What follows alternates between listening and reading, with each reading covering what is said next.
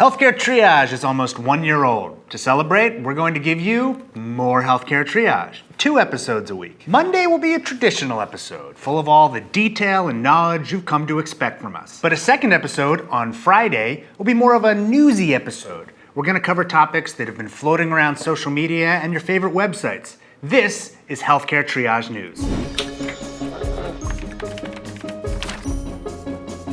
Our first story is ripped from social media. Ebola! Just the name's enough to send panic through the hearts of people all over the world. Here's what you need to know. People infected with Ebola can get serious fever, vomiting, diarrhea, and even bleeding from orifices all over their body. Eventually, they can develop multiple organ failure, which causes death.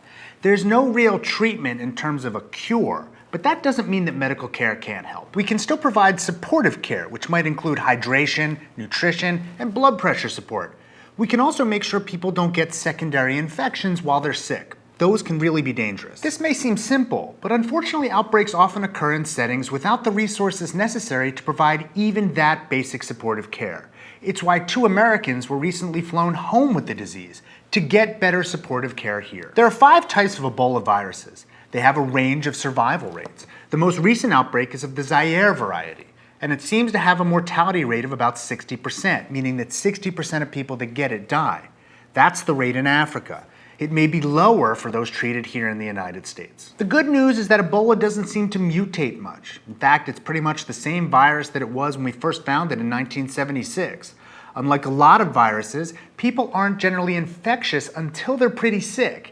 That means there's not much chance people will be spreading it around without knowing it. You also need to come into contact with bodily fluids to catch it, so there's not much chance of getting it from being in the same room or an airplane with someone else. Because hospitals in many developed nations have the resources necessary to quarantine patients with infections, it's unlikely an outbreak of Ebola could spread too far before it was contained.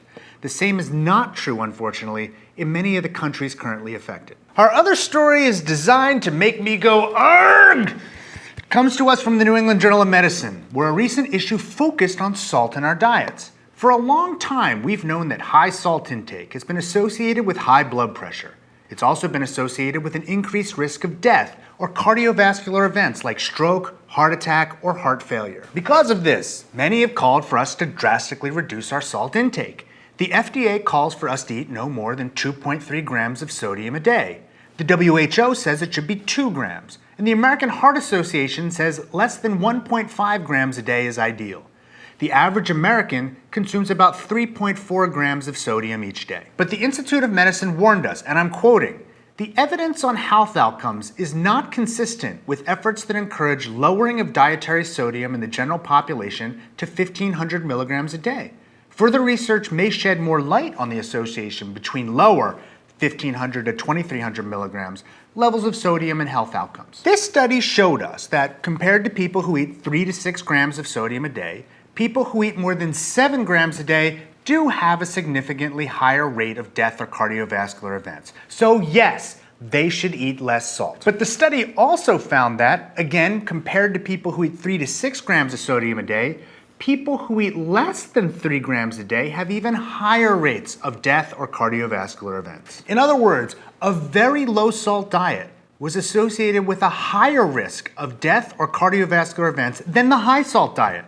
Yet all of these groups keep recommending that we eat such a low salt diet. There's no evidence that this is a good idea. There's a growing body of evidence that it's a bad idea. It's time for us to reconsider those recommendations.